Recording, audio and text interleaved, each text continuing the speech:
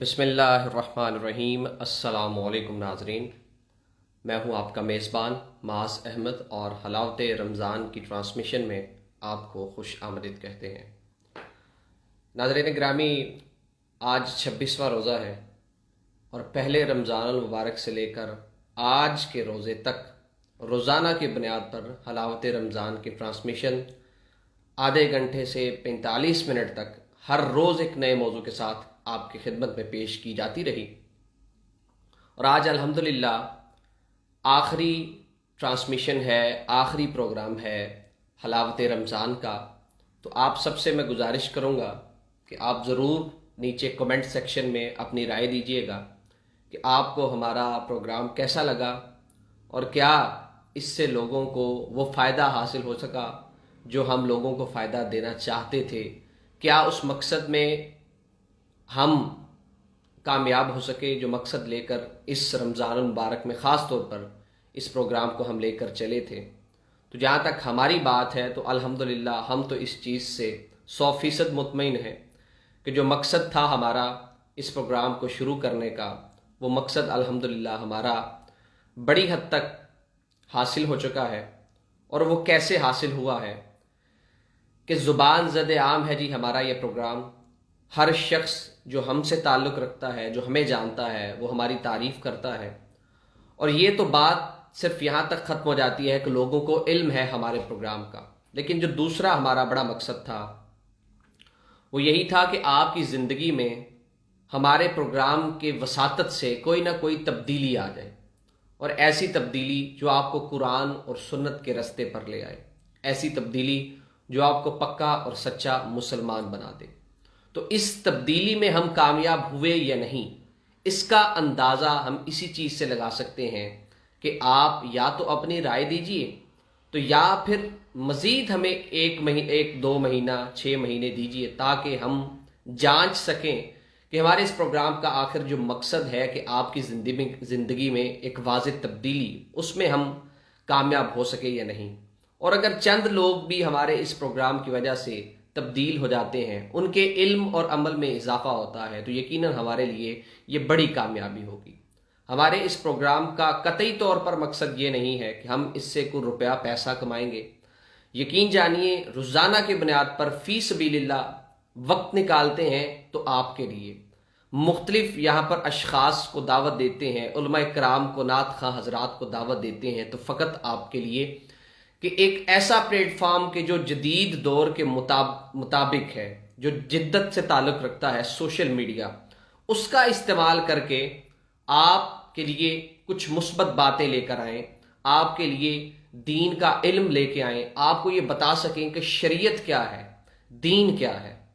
और एक और बड़ा मकसद जो रमज़ान मुबारक में ख़ास तौर पे हमारा इस प्रोग्राम को रोज़ाना की बुनियाद पर शुरू करने का था। आप यकीनन जानते होंगे कि रमज़ान मुबारक से पहले हम हफ्तावार ये प्रोग्राम करते थे, लेकिन अब रमज़ान में क्यों हमें रोज़ाना ये प्रोग्राम करना पड़ा या क्यों हमने किया, तो इसका मकसद ये था कि ये बाबरकत महीना है।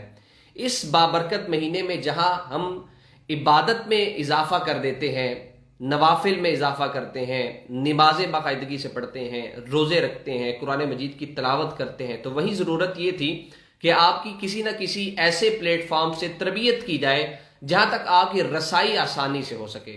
अगर हम मस्जिद में कोई प्रोग्राम शुरू कर लेते, क्लास को शुरू कर लेते और उसको लाइव कवरेज ना देते, तो चंद ही लोग ऐसे होने थे जो फ़ायदा उठा सकते थे। लेकिन लाइव प्रोग्राम जो हमने शुरू किया फेसबुक पे, उसका मकसद ही यही था कि इसकी ये ऐसा मीडिया है, ऐसा प्लेटफॉर्म है जिसकी रसाई आसान है, और आप अपने घरों में बैठकर इस प्रोग्राम को देख के ना सिर्फ अपनी बल्कि अपने ख़ानदान, अपने बच्चों की भी तरबियत कर सकते हैं। तो ये रमज़ान मुबारक में हमारा मकसद था और अल्हम्दुलिल्लाह इस मकसद में भी हम कामयाब हुए हैं। और फिर से मैं आपसे गुजारिश करूंगा, क्योंकि आज हमारा रमज़ान मुबारक का ये आखिरी प्रोग्राम है, इसके बाद इंशाअल्लाह ईद के फ़ौरन बाद हफ्तावार दोबारा से सिलसिला शुरू कर दिया जाएगा, जिसके हवाले से आपको वक्त का भी आगाह कर दिया जाएगा, दिन का भी आगाह कर दिया जाएगा। लेकिन रमज़ान मुबारक की ये लाइव ट्रांसमिशन आपको कैसी लगी, और अगर कोई आपको नज़र आती है, कोई कमी बेशी अगर रह गई हो, کوئی موضوعات ایسے رہ گئے ہوں تو وہ ابھی آپ ہمیں بتا سکتے ہیں. ہم انشاءاللہ رمضان المبارک کے بعد ان ٹاپکس کو اور جو کمی بیشی آپ کو اگر نظر آتی ہو، کیونکہ جو لوگ دیکھ رہے ہوتے ہیں وہ زیادہ بہتر طریقے سے بتا سکتے ہیں ان لوگوں کے جو پروگرام کر رہے ہوتے ہیں. تو آپ دیکھنے والے ہیں، ہم پروگرام کرنے والے ہیں، اس لیے آپ کی رائے ہمارے لیے انتہائی ضروری ہے. پروگرام آج کا جو ہے وہ آپ کیپشن پڑھ رہے ہوں گے. آج ہمارا پروگرام رمضان المبارک کی اس خاص دن کی نسبت سے ہے، اور اس وقت تو دن چل رہا ہے، لیکن جو ہی ہم روزہ کھول لیں گے، عشاء کی نماز پڑھ لیں گے، تو ایک ایسی بابرکت رات کا آغاز ہونے جا رہا ہے جس کو اللہ تعالیٰ نے 1000 راتوں سے بہتر قرار دیا، جس کی فضیلت، جس کی اہمیت ہم کو قرآن سے بھی ملتی ہے، احادیث سے بھی ملتی ہے.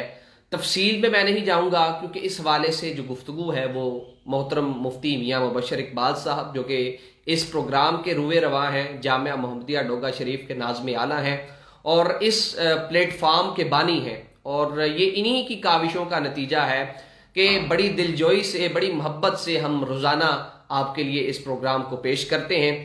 تو آج کے اس موضوع پر گفتگو تو محترم میاں مبشر صاحب ہی فرمائیں گے، لیکن آپ سے جو میری گزارش ہے، جو میرا آپ کے لیے پیغام ہے، وہ یہ ہے کہ اگر اس رات کی اتنی زیادہ اہمیت ہے تو ہم اس رات کو نظر انداز کر دیں، عام راتوں کی طرح گزار دیں گے، تو کسے پتا کہ اگلے سال ہمیں یہ رات نصیب ہو یا نہ ہو.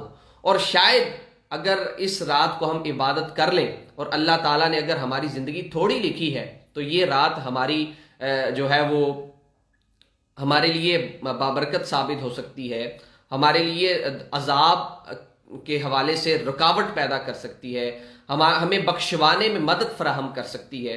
تو ہم اس رات کو قطعی طور پر ضائع نہ کریں، اور صرف انفرادی طور پر اس رات عبادت کا اہتمام نہ کریں بلکہ اجتماعی طور پر عبادت کا اہتمام کریں. اگر خواتین گھروں میں ہیں تو اس رات کو قیام کریں، اس رات کو اللہ کی عبادت کریں، اللہ کے حضور اپنے گناہوں کو بخشوائیں، اور اپنے جو عزیز و اقربا ہیں ان کو دعوت دیں کہ آج کی رات صرف سننے کے لیے نہیں ہے کہ بھئی آپ لوگ سن رہے ہیں، ہم سے سن رہے ہیں، ٹیلی ویژنز پہ دیکھ رہے ہیں کہ آج کی رات کی بڑی اہمیت ہے، آج کی رات کی بڑی اہمیت ہے، لیکن کرنا کچھ نہیں، تو اس چیز کا فائدہ نہیں ہے.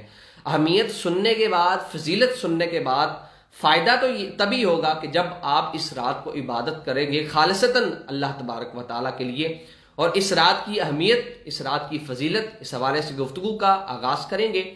لیلۃ القدر کی فضیلت، شب قدر کی فضیلت محترم میاں مبشر اقبال صاحب بیان فرمائیں گے، لیکن اس سے پہلے میں آپ سے گزارش کروں گا آپ ویڈیو کو شیئر کر دیجئے تاکہ زیادہ سے زیادہ لوگ آج کے اس آخری پروگرام جو کہ رمضان مبارک میں ہو رہا ہے اس سے فائدہ اٹھا سکیں.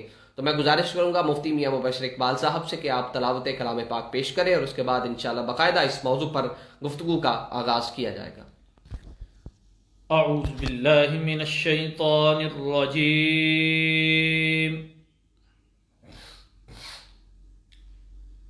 بسم اللہ الرحمن الرحیم.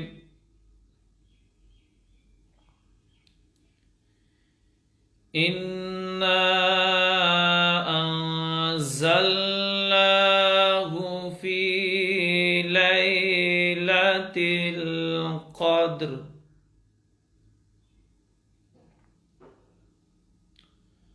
وَمَا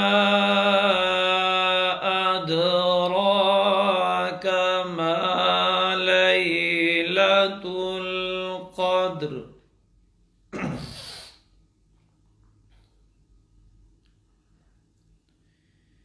إِنَّا أَنزَلْنَاهُ فِي لَيْلَةِ الْقَدْرِ وَمَا أَدْرَاكَ مَا لَيْلَةُ الْقَدْرِ.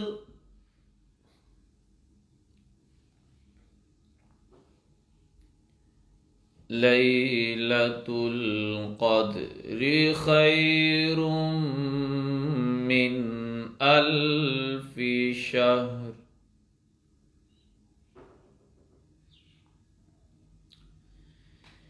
تَنَزَّلُ الْمَلَائِكَةُ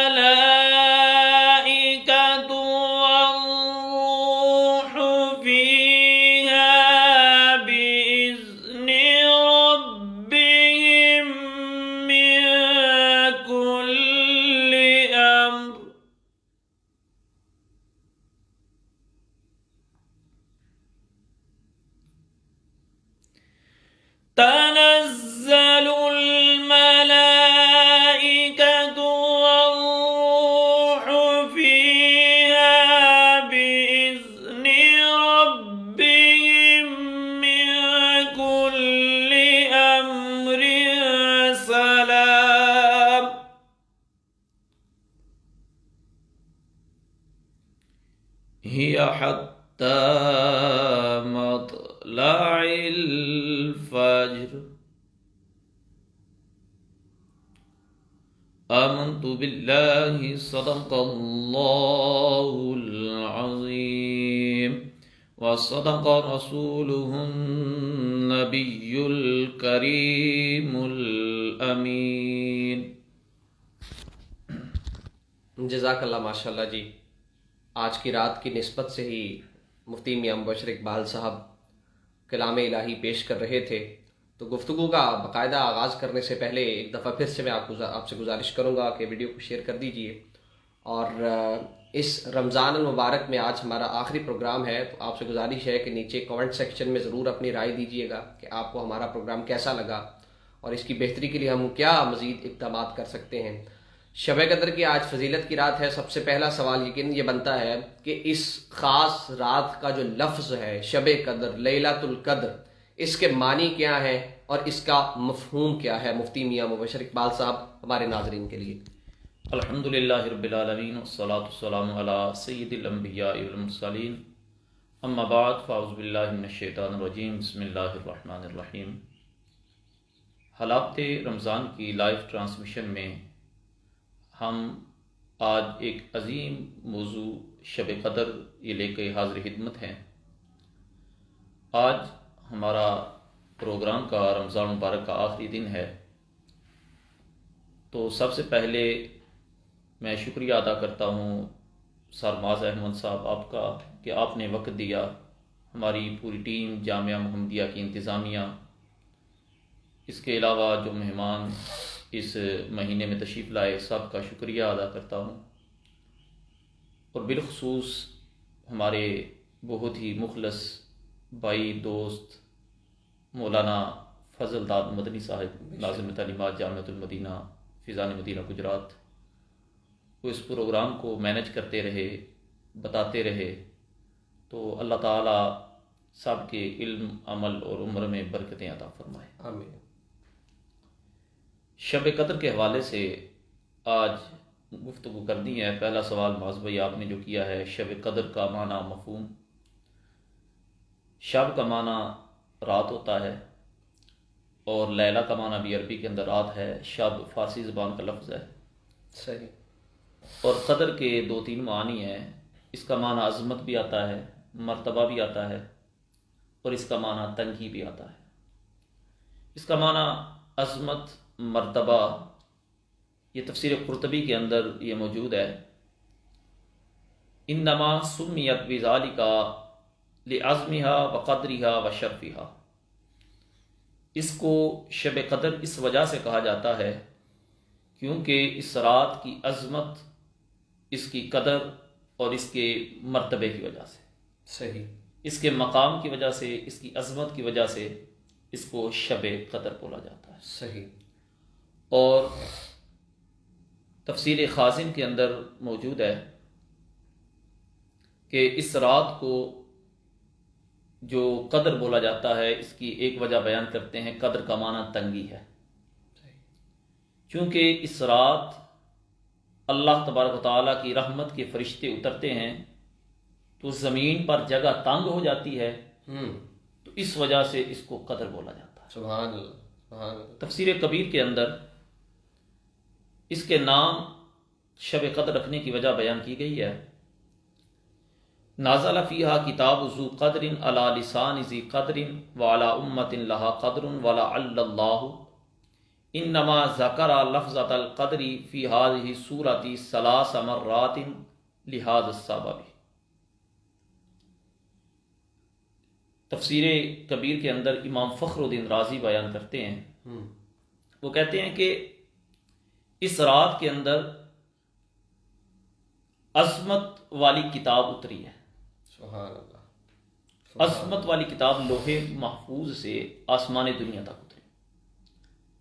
اس رات کے اندر عظیم الشان ہستی امام الانبیاء صلی اللہ علیہ وآلہ وسلم کی زبان پر اتری یہ کتاب ایک مبارک. اور یہ رات، یہ کتاب اور یہ رات ایک ایسی امت کو ملی ہے جو قابل قدر ہے. اور ساتھ ہی وہ یہ بیان کرتے ہیں، وہ کہتے ہیں لعل اللہ، کہ اللہ تعالیٰ نے سورۃ القدر کے اندر اسی وجہ سے 3 مرتبہ قدر کا ذکر فرمایا ہے۔ انا انزلناہ فی لیلۃ القدر ایک بار، وما ادراک ما لیلۃ القدر دوسری مرتبہ، اور لیلۃ القدر خیر من الف شہر تیسری مرتبہ۔ یعنی یہ پہلے تو کتاب ہے، قدر والی کتاب، عظمت والی کتاب اس رات اتری، دوسرا نبی علیہ الصلوۃ والسلام کی ذات پر، اور تیسرا قابل قدر امت۔ صحیح یہ 3 وجہ بیان کی ہیں۔ ٹھیک اب اس کا معنی مفہوم یہ ہمیں سمجھ آتا ہے، اگر ہم عظمت اور مرتبے والا معنی بھی لیں تو اس وقت معنی یہ ہوگا کہ یہ رات بڑی عظیم مرتبے اور عظمت والی ہے، اس رات کو تمام راتوں سے مرتبہ حاصل ہے۔ اور اگر ہم دوسرا معنی جو تفسیر خازن کے اندر لکھا ہوا ہے، اگر وہ معنی مراد لیں تو پھر اس سے مراد یہ ہے کہ اس رات اللہ کی رحمت کے فرشتے اتنے آتے ہیں کہ جگہ تنگ ہو جاتی ہے۔ صحیح، یہ شب قدر کا معنی اور مفہوم۔ صحیح۔ تو ناظرین، آپ نے جانا کہ شب قدر کا معنی اور مفہوم کیا ہے، تو اس کے بعد چند ایسی باتیں جو ہمارے شاید علم میں ہوں لیکن دہرانا اس لیے مقصد ہے کہ اس رات کی اہمیت کو مزید اجاگر کیا جا سکے۔ تو اگلا سوال علامہ صاحب یہ ہوگا کہ علامہ صاحب یہ فرمائیے گا کہ شب قدر کی فضیلت کیا ہے قرآن و حدیث کی روشنی میں؟ سب سے پہلے تو قرآن کی مکمل ایک صورت شب قدر کے بارے میں اللہ تبارک و تعالیٰ نے اتاری ہے۔ 30واں پارہ ہے، اللہ تبارک و تعالیٰ ارشاد فرماتا ہے، اعوذ باللہ من الشیطان الرجیم، انا انزلناہ فی لیلۃ القدر وما ادراک ما لیلۃ القدر لیلۃ القدر خیر من الف شہر تنزل الملائکۃ والروح فیہا بإذن ربہم من کل امر سلام ہی حتی مطلع الفجر۔ اللہ تعالیٰ فرماتا ہے انا انزلناہ فی لیلۃ القدر، بے شک ہم نے قرآن مجید کو لیلۃ القدر میں اتارا۔ سبحان اللہ۔ اب اس رات کی فضیلت سب سے اہم یہ ہے کہ قرآن لوح محفوظ سے آسمان دنیا تک جو اترا، یہ اس رات کو اترا۔ اچھا، ویسے تو قرآن مجید بالتدریج اعلان نبوت کے بعد 23 سال کے عرصے میں اترتا رہا، موقع محال کی مناسبت سے، صحیح۔ لیکن آغاز سب سے پہلے لوح محفوظ سے آسمانی دنیا تک یک بارگی جو قرآن پاک اللہ تبارک و تعالیٰ نے اتارا وہ لیلۃ القدر۔ دوسرا یہ ہے وما ادراک ما لیلۃ القدر، اللہ تبارک و تعالیٰ فرماتا ہے تجھے کیا معلوم کہ لیلۃ القدر کیا ہے؟ پھر ساتھ ہی رب تعالیٰ فرماتا ہے لیلۃ القدر خیر من الف شہر، یہ قدر کی جو رات ہے، یہ شب قدر ہے، یہ 1000 مہینوں سے بہتر رات ہے، 1000 مہینوں سے بہتر رات ہے۔ تنزل الملائکۃ والروح، اس رات میں اللہ تبارک و تعالیٰ کے فرشتے اور روح الامین اللہ تعالیٰ کے حکم سے اترتے ہیں، اور ہر معاملے میں اللہ تبارک و تعالیٰ کے حکم سے اترتے ہیں اور سلامتی لے کے آتے ہیں۔ ہی حتی مطلع الفجر، یہاں تک کہ فجر طلوع ہو جاتی ہے۔ یہ قرآن مجید کی آیات پڑھی ہیں، ان کا ترجمہ کیا۔ اب اس میں 2-3 باتیں ہیں۔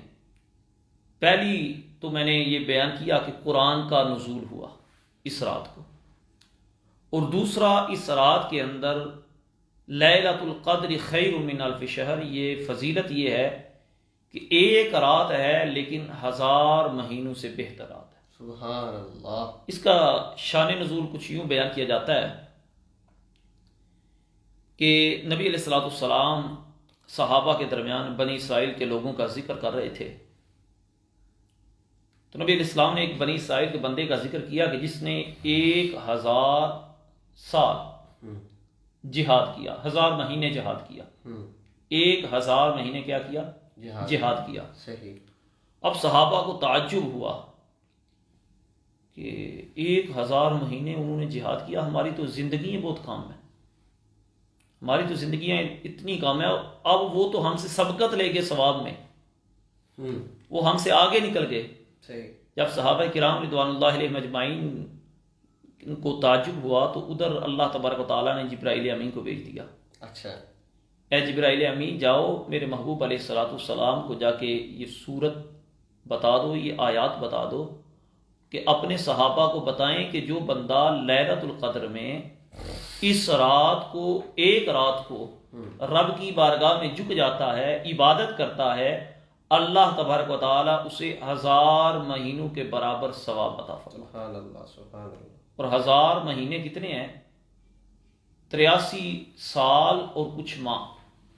اللہ ایک رات بندہ جاگتا ہے، ایک رات بندہ رب کی عبادت کرتا ہے تو اللہ تبارک و تعالیٰ اس کو یہ اجر و ثواب دیتا ہے. سبحان اللہ. اور آگے قرآن مجید کی جو اس صورت کے اندر آیات ہیں، آیت ہے تنزل الملائکۃ والروح، کہ اس رات اللہ تبارک و تعالیٰ کی طرف سے ملائکہ اترتے ہیں اور حضرت جبرائیل امین اترتے ہیں. یہ جب رات کا آغاز ہوتا ہے اس وقت یہ اتر کر اللہ رب العزت کی طرف سے یہ آوازیں لگاتے ہیں، صدائیں لگاتے ہیں کہ ہے کوئی رب کی رحمت کا طلبگار، اور سلامتیاں لے کے آتے ہیں. اور یہ کس وقت تک ہوتا ہے؟ فرمایا ہیا حتی مطلع الفجر، فجر کے طلوع ہونے تک یہ آوازیں لگائے رکھتے ہیں. اب اتنی عظمت اور برکت والی رات ہے کہ اس رات کو اللہ کی رحمت کے فرشتے اتر کے تلاش کرتے ہیں ہے کوئی رب سے معافی مانگنے والا. سبحان اللہ. اور یہ سلامتی لے کے آتے ہیں. یہ عظمت اور برکت والی رات ہے.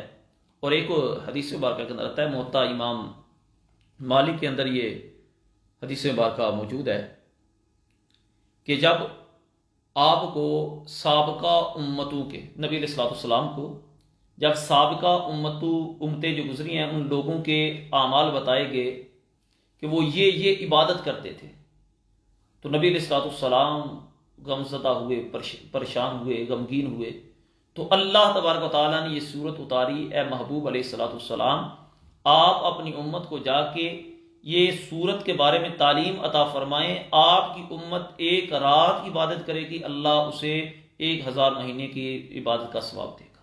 سبحان اللہ سبحان اللہ. ایک اور روایت ہے، یہ بھی صرف امت محمدیہ کی خصوصیت ہے. مسند الفردوس کے اندر یہ روایت موجود ہے، اس کے علاوہ در منصور کے اندر یہ روایت موجود ہے. حضرت انس رضی اللہ تعالی عنہ روایت کرتے ہیں، ان اللہ وہب لامتی لیلۃ القدر لم یعطها من کان قبلہ. نبی علیہ السلام نے فرمایا کہ بے شک اللہ تبارک و تعالیٰ نے مجھے یہ لیلۃ القدر کی رات تحفے میں دی ہے. قدر کی رات مجھے تحفے میں ملی ہے، شب قدر تحفے میں ملی ہے، صحیح، جو مجھ سے پہلے کسی انبیاء کو نہیں دی گئی. سبحان اللہ. اب اتنا عظیم تحفہ جو اللہ تبارک و تعالیٰ نے اپنے محبوب علیہ الصلوۃ والسلام کو عطا فرمایا ہے، اب جب یہ رات آتی ہے تو نبی علیہ السلام کے اس عظیم تحفے کو جو اللہ نے اپنے محبوب کو عطا فرمایا، جو ہمارے لیے اپنی امت کے لیے اللہ تبارک، نبی علیہ السلام کی امت کے لیے اللہ تبارک و تعالیٰ نے عطا فرمایا، اب ہمیں کیا چاہیے کہ اس رات ہم اپنے گزشتہ گناہوں کی معافی مانگ کے اللہ کی بارگاہ میں توبہ استغفار کر کے پوری رات گزاریں. ایک اور روایت ہے، یہ بخاری شریف کے اندر آتا ہے، روایت ہے حضرت ابو ہریرہ رضی اللہ تعالی عنہ، اس حدیث کے راوی ہیں. نبی علیہ السلام نے فرمایا من قام لیلۃ القدر ایمانا واحتسابا غفر له ما تقدم من ذنبه. کریم آقا علیہ السلام نے فرمایا کہ جو بندہ لیلۃ القدر میں ایمان اور ثواب کی نیت سے قیام فرماتا ہے، قیام کرتا ہے، اللہ تبارک و تعالیٰ اس بندے کے زندگی کے جتنے گناہ صغیرہ ہیں اللہ معاف فرما دیتا ہے. سبحان اللہ. اب اس رات کو اللہ کی بارگاہ میں اللہ کی رضا کے لیے بندہ بارگاہ خداوندی میں کھڑا ہو جاتا ہے تو اللہ تبارک و تعالیٰ اس کے گناہوں کو معاف فرما دیتا ہے. سبحان اللہ. ایک اور روایت ہے، یہ ابن ماجہ شریف کی روایت ہے، اور حضرت انس رضی اللہ تعالی عنہ اس حدیث کو روایت کرتے ہیں. جب رمضان مبارک کا مہینہ آیا تو نبی علیہ السلام نے فرمایا ان ھذا الشہر قد حضرکم وفیہ لیلۃ خیر من الف شہر۔ نبی علیہ السلام نے فرمایا اے صحابہ تم میں ایک عظیم مہینہ آ پہنچا ہے، ایسا مہینہ آیا ہے کہ جس کی ایک رات، اس میں ایک رات ایسی آتی ہے کہ جو 1000 مہینوں سے بہتر ہے۔ سبحان اللہ۔ پھر نبی علیہ السلام نے فرمایا کہ اس رات جو بندہ محروم رہ گیا بلائی سے، یعنی شب قدر کو جو بلائی سے خیر سے محروم رہ گیا وہ واقعتاً محروم ہی بندہ ہے۔ اب اس حدیث مبارکہ سے بھی شب قدر کی فضیلت، عظمت اور اہمیت معلوم ہوتی ہے۔ ایک اور روایت ہے، یہ حضرت انس رضی اللہ تعالیٰ عنہ اس حدیث کے راوی ہیں، اور کتاب ہے شعب الایمان۔ اس کے اندر یہ روایت موجود ہے، اذا کان لیلۃ القدر نزل جبرائیل فی کبکبۃ من الملائکۃ یصلون علی کل عبد قائد او قائم یذکر اللہ۔ یہ نبی علیہ الصلوۃ والسلام نے فرمایا کہ جب لیلۃ القدر آتی ہے تو جبریل امین اترتے ہیں، جبرائیل امین اترتے ہیں ملائکہ میں ایک جماعت لے کر، یصلون علی کل عبد قائد او قائم، یہ ہر اس بندے پر درود و سلام پڑھتے ہیں، ہر اس بندے پر رحمتیں بیچتے ہیں جو بندہ رب کا ذکر کر رہا ہوتا ہے، جو خدا تعالیٰ کو یاد کر رہا ہوتا ہے، اور یہ فرشتے شب قدر کو آ کے اس بندے پر سمجھ لیں کہ رحمتیں اور استغفار اس بندے کے لیے کر رہے ہوتے ہیں۔ یہ جتنی روایات آئی ہیں یہ شب قدر کی فضیلت اور اہمیت کے بارے میں ہے۔ اب ہمیں بھی جب اتنی فضیلتیں ہم نے سنی ہیں تو ہمیں چاہیے کہ ہم اس رات کو اللہ تبارک و تعالیٰ کی بارگاہ میں سجدہ ریز ہو جائیں، اور اس رات کو ہم اپنے جو گزشتہ نمازیں ہیں، قضا نمازیں ہیں، وہ نمازیں ادا کریں، ہم رب کی بارگاہ میں معافی مانگیں، توبہ استغفار کریں۔ صحیح۔ اچھا علامہ صاحب، فضیلت بھی بیان ہو گئی ہے، معنی اور مفہوم بھی بیان ہو گیا ہے، تو سوال یہ پیدا ہوتا ہے کہ شب قدر ہوتی کب ہے؟ اس حوالے سے یقیناً ہمارے ناظرین بھی، ایک روایت کے اندر آتا ہے کہ نبی علیہ السلام نے فرمایا کہ میں نے رمضان المبارک کے پہلے عشرے میں اعتکاف فرمایا، اچھا، میں نے شب قدر کو تلاش کیا لیکن نہ پایا۔ سبحان اللہ۔ پھر نبی علیہ السلام نے فرمایا میں نے دوسرے عشرے کا اعتکاف کیا، صحیح، میں نے شب قدر کو تلاش کیا لیکن نہ پایا۔ پھر نبی علیہ السلام نے فرمایا کہ میں نے آخری عشرے کا اعتکاف فرمایا، اور فرمایا اے صحابہ آخری عشرے میں میں نے شب قدر کو پایا۔ اچھا اچھا اچھا۔ اور بخاری شریف کی روایت ہے، حضرت عائشہ صدیقہ رضی اللہ تعالی عنہ روایت کرتی ہیں کہ نبی علیہ السلام نے فرمایا تحروا لیلۃ القدر فی الوتر من العشر الاواخر من رمضان۔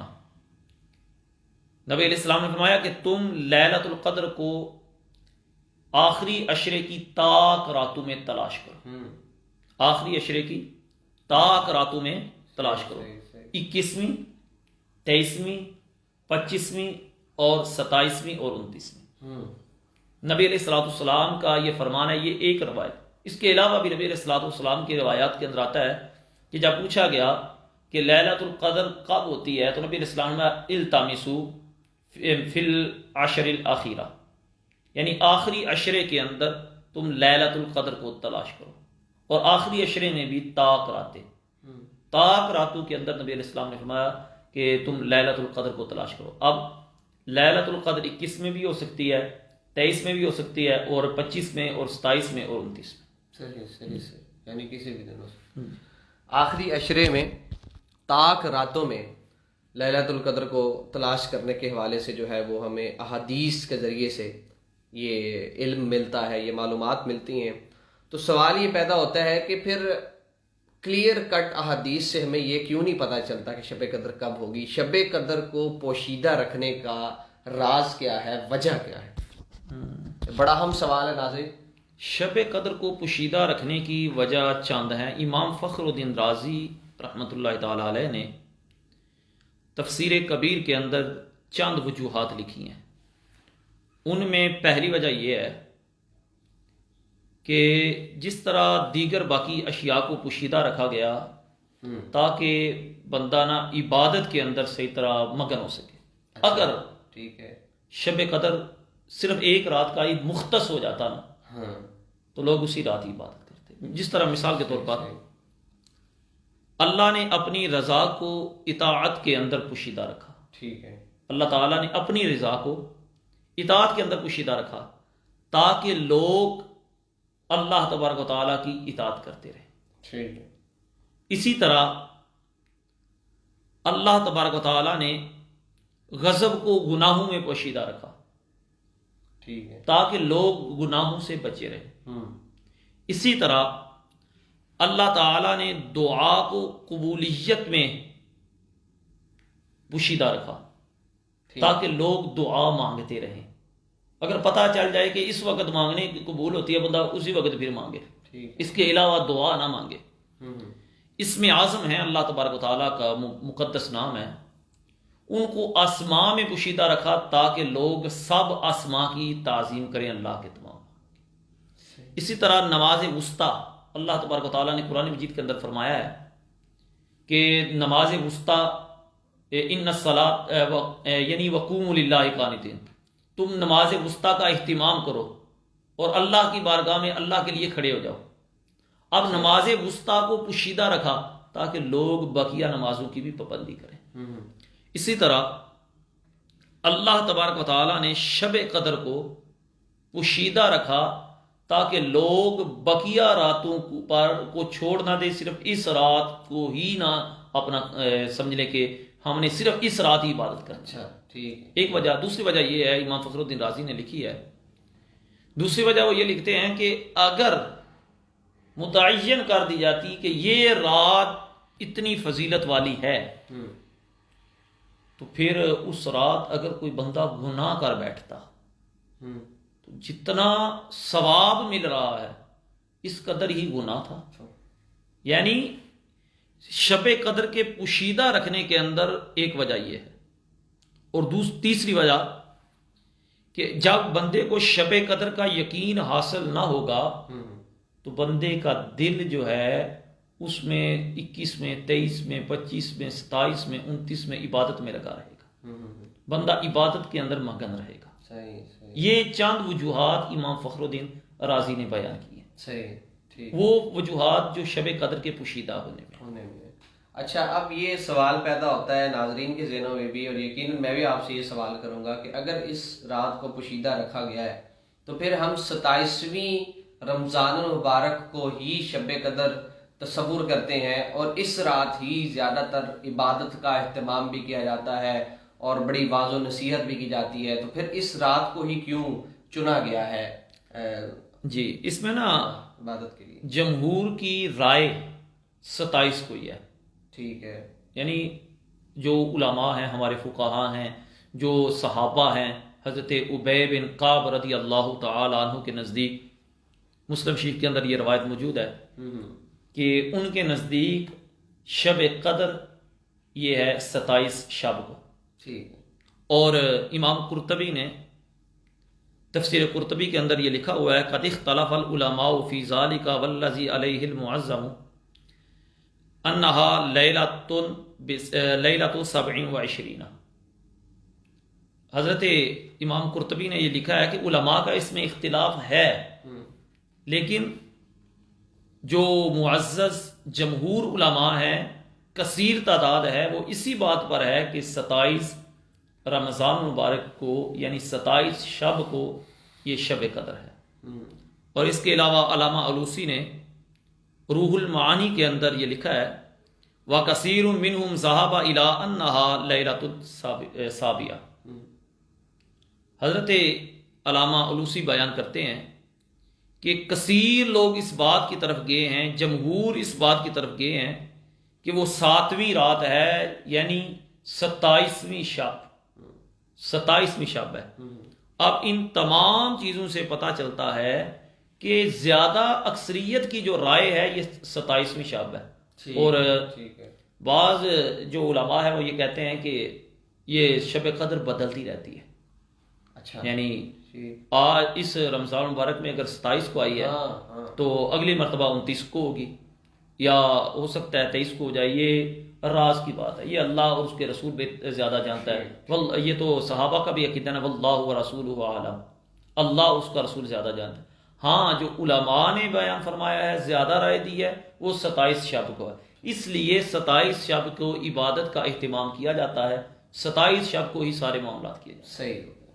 اچھا، آخری سوال ہے آج کے ہمارے اس پروگرام کا کہ جب ایک شخص کو شب قدر نصیب ہو جائے تو پھر اسے کیا کرنا چاہیے؟ جی 27 شب کو ہو، 25 کو ہو، 23 کو ہو، 21 کو ہو، 29 کو ہو، جب نصیب ہو جائے تو پھر اس وقت کیا کرنا چاہیے؟ یہ بھی حدیث مبارکہ کے اندر حضرت عائشہ صدیقہ رضی اللہ تعالی عنہا نے نبی علیہ الصلوۃ والسلام کی بارگاہ میں عرض کیا، یا رسول اللہ صلی اللہ علیہ وسلم، اگر بندے کو یہ شب قدر نصیب ہو جائے تو کیا کرے؟ تو نبی علیہ السلام نے فرمایا، بندہ یہ دعا پڑھے، اللہم انکا عفو تحب العفو فاعف عنی، یہ دعا مانگا کرے۔ اس دعا کا ترجمہ مفہوم کیا ہے؟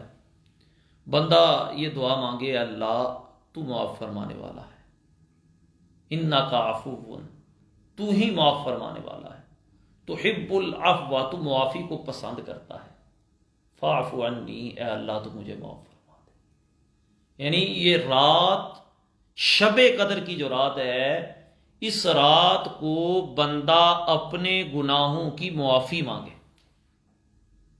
جب بھی، ویسے بھی یہ رات اگر نصیب ہو جائے نا، یا اس رات کو بندہ عبادت میں لگے، اپنے گھر میں بیٹھا ہے، جو میری ماں بہن بیٹی سن رہی ہے، وہ اس رات کو اپنے گھر کے اندر جب بیٹھ کے رب کی عبادت کر رہی ہوگی نا، تو اس وقت پہلا کام ہم نے یہ کرنا ہے اس رات کو کہ ہم نے اپنے گزشتہ گناہوں کی معافی مانگنی ہے، صحیح توبہ کرنی ہے۔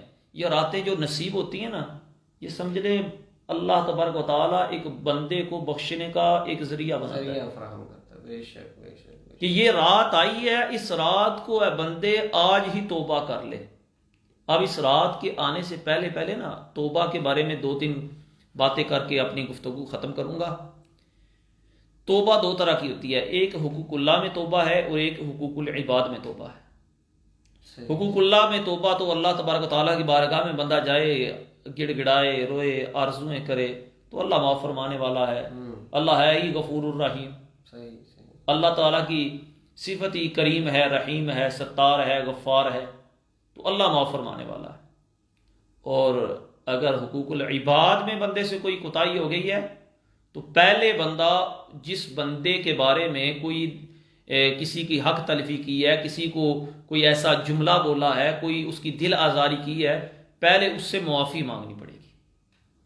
اب میں آج 27ویں شب ہے، میں نے کسی کے ساتھ دل آزاری کی ہے، کسی کا دل دکھایا ہے، کسی کا حق چھینا ہے، تو میں عشاء کا وضو کروں، نماز پڑھوں، نماز تراویح ادا کروں، پھر میں سجدے میں چلا جاؤں، میں ہاتھ اٹھا کے رب کی بارگاہ میں دعا کرتا رہوں، تو رب حقوق اللہ تو معاف فرما دے گا، لیکن حقوق العباد کے لیے پہلے اس بندے سے معافی مانگنی پڑے گی، پھر رب کی بارگاہ میں آنا پڑے گا۔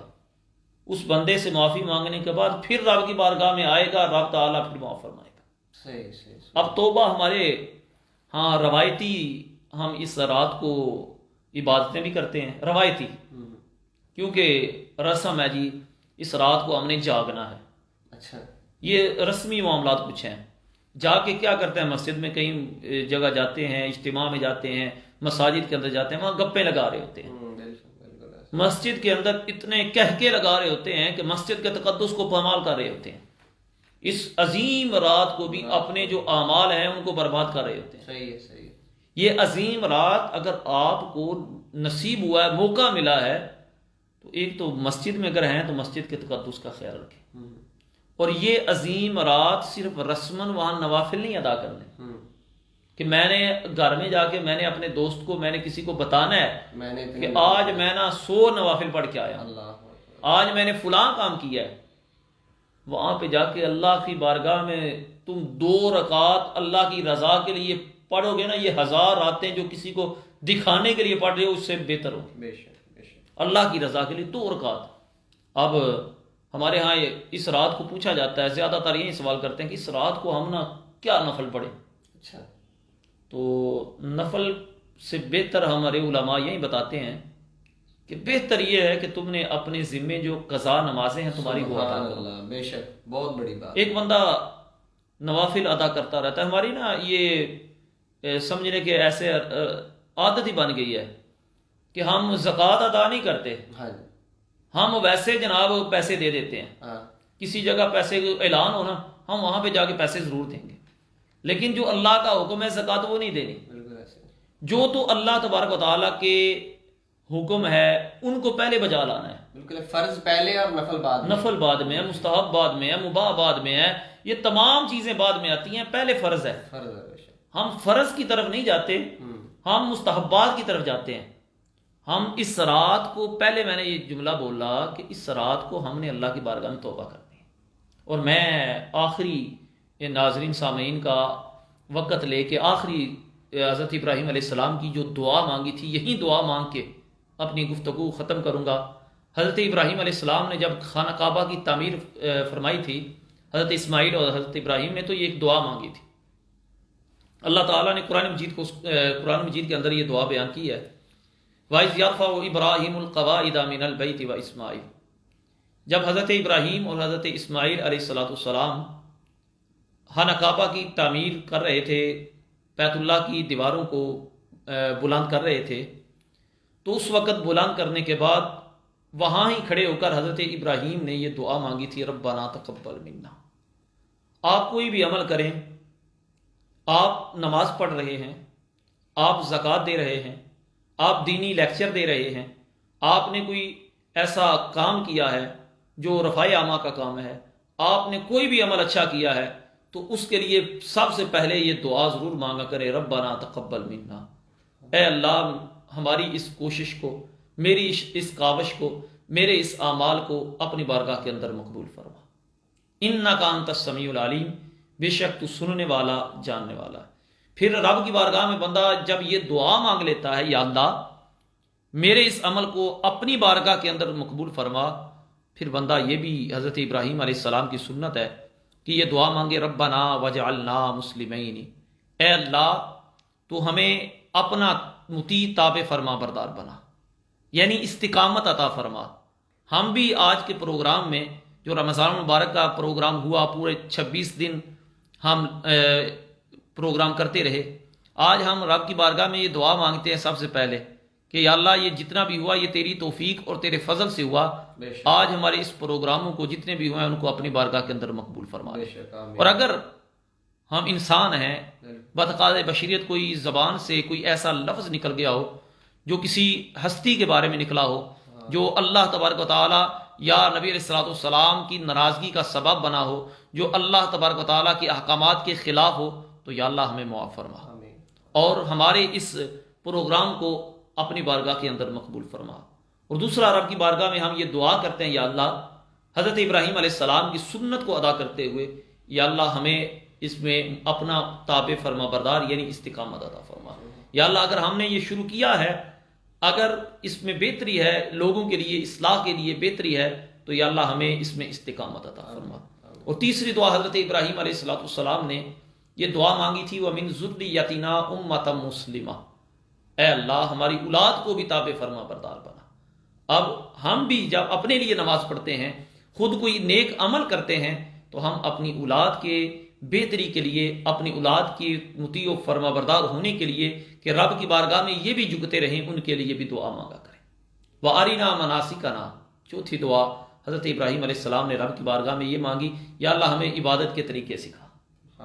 اور پانچویں دعا حضرت ابراہیم علیہ السلام نے رب کی بارگاہ میں یہ مانگی تھی، یا اللہ وتب علینا، ہماری توبہ کو قبول فرما۔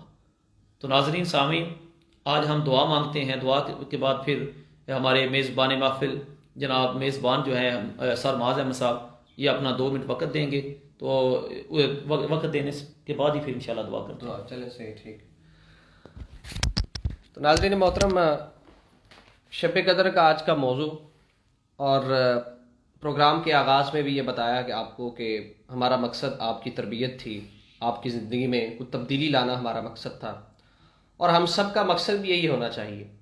رمضان المبارک کا یہ بابرکت مہینہ ہے، اور اس بابرکت مہینے میں ہم ایک سیڑھی پر چڑھ جاتے ہیں جو عبادت کی طرف جاتی ہے، عبادت کا اہتمام کرتے ہیں۔ میں ان لوگوں کا ذکر نہیں کر رہا کہ جو نعوذ باللہ روزے بھی نہیں رکھتے اور اس بابرکت مہینے میں بھی نمازیں نہیں پڑھتے، میں ان کا ذکر نہیں کر رہا کیونکہ وہ دین سے بہت دور ہے۔ ان کے لیے میسج یہی ہے کہ خدا را آج جو ہے وہ اپنی زندگی کو تبدیل کر لیں، کیونکہ پھر وقت نہیں ملے گا۔ جب وقت گزر گیا، جب اللہ تعالیٰ نے آپ کی جان نکال لی، جب آپ کی موت آ گئی، تو پھر اس کے بعد آپ کے لیے موقع نہیں ہوگا کچھ کرنے کا۔ اس لیے آج ہی وقت ہے۔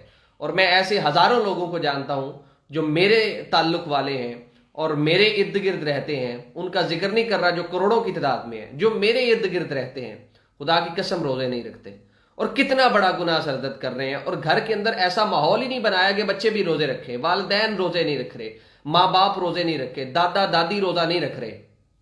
اور کیا ہوتا ہے، بچے دیکھا دیکھی جناب روزہ نہیں رکھتے۔ اور جن گھروں میں یہ ماحول ہوتا ہے نا روزہ رکھنے کا، یقین کریں 6 سال کے بچے بھی کہتے ہیں کہ ہم نے لازمی سحری کے وقت اٹھنا ہے اور روزہ رکھنا ہے، اور اس کے بعد عبادت کا اہتمام۔ تو یہ باتیں تو ان لوگوں کے لیے جو روزے رکھتے ہی نہیں ہیں، نماز ادا ہی نہیں کرتے، کہ آپ لوگ بہت بڑے گناہ میں مبتلا ہو رہے ہیں۔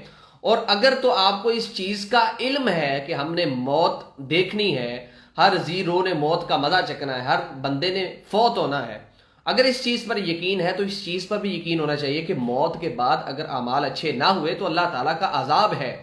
اگر تو پھر آپ اس نیت سے عبادت نہیں کرتے کہ بھائی اللہ تعالیٰ معاف کرے، اگر اس کا آپ کا اس پہ یقین ہی نہیں ہے کہ ہمیں موت نہیں آنی، ہمیں جناب موت کے بعد ہمارے اعمال کے حوالے سے ہمارا حساب نہیں ہوگا، تو پھر اس کا مطلب ہے کہ آپ تو پھر کہیں دور نکل گئے ہیں۔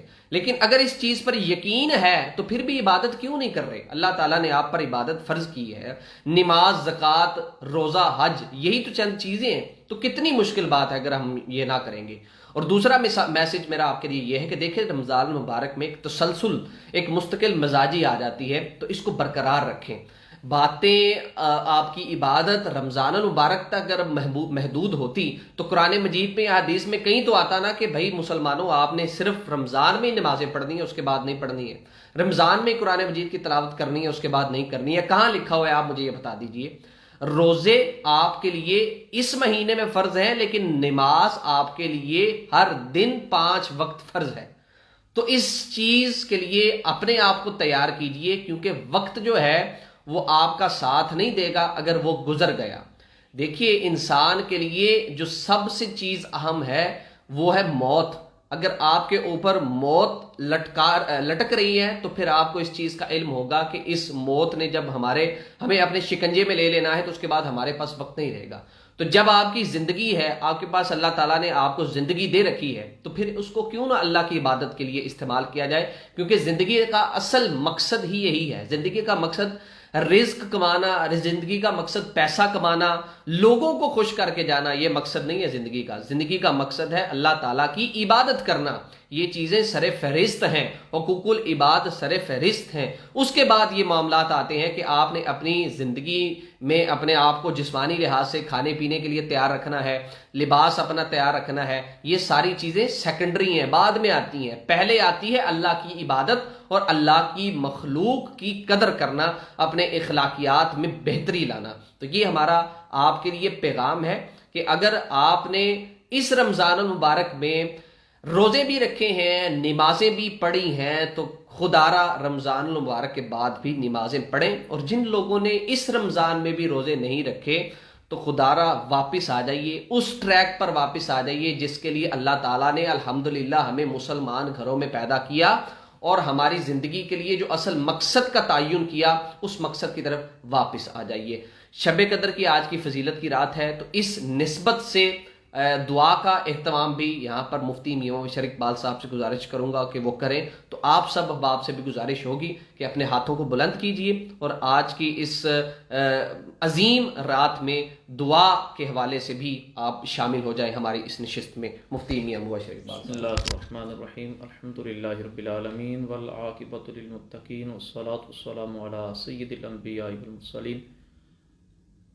یا رب العالمین، یا رب العالمین، ہماری اس کوشش کو، کاوش کو اپنی بارگاہ کے اندر مقبول و منظور فرما۔ یا رب العالمین، ہمارے پروگرام جتنے بھی ہوئے، یا رب العالمین اس میں جس بھائی نے بھی ساتھ دیا، سننے میں، عمل میں، یا رب العالمین سب کو اس عمل کو کوشش کو اپنے بارگاہ کے اندر مقبول و منظور فرما۔ یا رب العالمین اس جامعہ کو جامعہ محمدیہ کو تصبح قیامت آباد و ارشاد فرما۔ یا رب العالمین ماہ مقدس کے آنے والے زندگی کے بھی روزے رکھنے کی توفیق عطا فرما۔ آمین یا رب العالمین اپنی رضا کی خاطر ہر نیک عمل کرنے کی توفیق عطا فرما۔ آمین یا رب العالمین یا رب العالمین جن بھائیوں نے روزے رکھے ہیں میرے مولا ان کے اس رمضان کے روزوں کو اپنی بارگاہ کے اندر مقبول و منظور فرما۔ آمین یا رب العالمین جن بھائیوں نے نمازیں ادا کی ہیں، جن ماؤں بہنوں بیٹیوں نے نمازیں ادا کی ہیں میرے مولا ان کی نمازوں کو ان کے روزوں کو یا رب العالمین اپنی بارگاہ کے اندر مقبول و منظور فرما۔ یا رب العالمین یا رب العالمین یہ مبارک دن مبارک رات آ رہی ہے میرے مولا اس رات کا فیض حاصل کرنے کی توفیق عطا فرما، اس رات کو عبادت کرنے کی توفیق عطا فرما۔ یا رب العالمین ہم تیری بارگاہ کے اندر اپنے گناہوں کی معافی مانگتے ہیں میرے مولا، تو رحیم ہے، تو کریم ہے، تو ستار ہے، تو غفار ہے میرے مولا، اپنی رحیمی اور کریمی کا صدقہ ہمارے گناہوں کو معاف فرما میرے مولا، اپنی ستاری اور غفاری کا صدقہ میرے مولا ہمارے گناہوں کو معاف فرما۔ یا رب العالمین یا رب العالمین یا رب العالمین آئندہ زندگی میں ہمیں نیک اعمال کرنے کی توفیق عطا فرما۔